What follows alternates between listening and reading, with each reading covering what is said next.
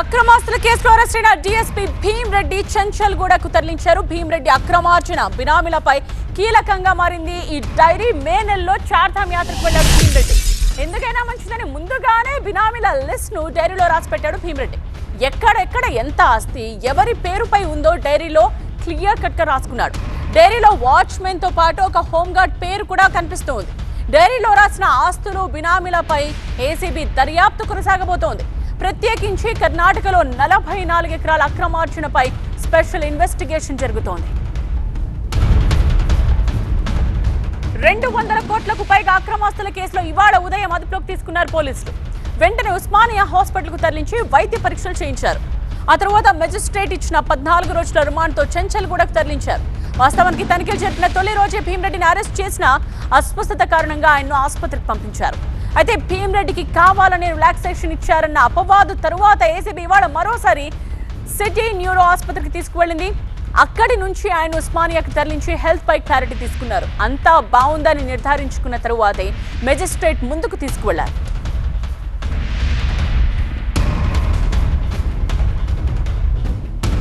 Complete details అందించడానికి principal correspondent జ్యోతి live లో join అయ్యారు. జ్యోతి, సో ఈ కేసుకి సంబంధించి రిమాండ్ రిపోర్ట్ లో ఎటువంటి విషయాలు పొందుపరిచారు?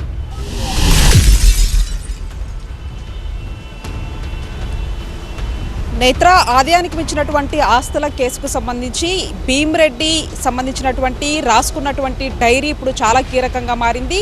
రిమాండ్ రిపోర్టుకి సంబంధించి కూడా ఈ డైరీ ప్రస్తావనే పేర్కొన్నట్లుగా కూడా తెలుస్తుంది. ఎందుకంటే ప్రధానంగా అతను చార్ధామ్ యాత్ర వెళ్లే కంటే ముందు ఈ డైరీని రాసుకున్నారు. ఆ డైరీలో ప్రధానంగా ఎక్కడెక్కడ ఏ ఆస్తులు ఉన్నాయి, ఆ ఆస్తులు ఎవరి పేరు మీద రాయాలి అనే దానితో పాటు బినామీలకు సంబంధించినటువంటి పేర్లు కూడా ప్రస్తావించినట్టుగా తెలుస్తోంది.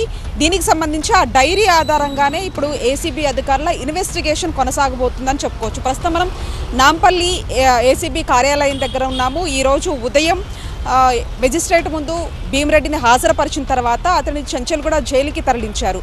అయితే జూలై 1వ తారీఖున ఏసీబీ అధికారులు భీమ్రెడ్డి నివాసంతో పాటు మొత్తం 16 ప్రాంతాల్లో కూడా సోదాలు జరిపారు. ఆ సోదాల్లో భాగంగా 2 కిలోల బంగారంతో పాటుగా 20 కిలోలకి పైగా వెండిని, అంతేకాకుండా ఆయా ప్రదేశాల్లో ఉన్నటువంటి ఓపెన్ ప్లాట్స్ కావచ్చు, విల్లాలు కావచ్చు, కర్ణాటకలో 44 ఎకరాలకు సంబంధించినటువంటి ల్యాండ్ను కావచ్చు గుర్తించడం జరిగింది. అయితే ఈ 44 ఎకరాలకు సంబంధించినటువంటి ల్యాండ్ ఏ విధంగా వచ్చిందనే దానికి సంబంధించి స్పెషల్ ఇన్వెస్టిగేషన్ చేయడంతో పాటుగా మరొక వైపు ఆ డైరీలో ఉన్నటువంటి ఆ బినామీల పేర్లలో ఒకవైపు హోంగార్డ్తో పాటు మరొక వైపు వాచ్మెన్తో సహా మరికొంతమంది పేర్లు ఉన్నాయి. కాబట్టి వాళ్ళ మీద ఉన్నటువంటి ఆస్తులకు సంబంధించి కూడా పూర్తి స్థాయిలో ఆరా తీసేటటువంటి అవకాశం అయితే కనిపిస్తూ ఉంది.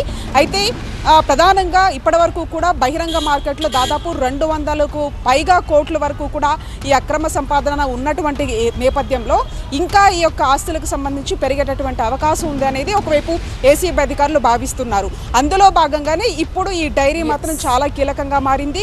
ఎక్కడెక్కడ ఏ ఆస్తులు ఉన్నాయి, ఎవరి పేరు మీద ఈ అన్నింటినీ కూడా ఉంచాలి అనే దానికి సంబంధించి క్లియర్గా రాసుకున్నారని చెప్పేసి ఒకవైపు ఏసీబీ అధికారులు చెప్తున్నటువంటి క్రమంలో ఆ ఆస్తులు అసలు ఏ ప్రాంతాల్లో ఉన్నాయి, ఎంత మేర ఉన్నాయనేది కూడా ఒక క్లారిటీ రావాల్సినటువంటి అంశం కాబట్టి ఈ డైరీనే చాలా కీలకంగా ఉండబోతుందని చెప్పుకోవచ్చు. దీంట్లో ఉన్నటువంటి ఆస్తులు కావచ్చు, సోదాల్లో భాగంగా బయటకు వచ్చినటువంటి ఇబ్రహీంబాగ్లో ఉన్నటువంటి ఈ విల్లా కావచ్చు, కర్ణాటకలో ఉన్నటువంటి 44 ఎకరాలకు సంబంధించినటువంటి ల్యాండ్ కావచ్చు, వీటన్నిటికి సంబంధించి అసలు ఏ విధంగా కూడబెట్టారనే దానికి సంబంధించి కూడా ఏసీబీ అధికారులు ఇన్వెస్టిగేషన్ మాత్రం చేయబోతూ ఉన్నారు. నేత్ర, రైట్ జ్యోతి.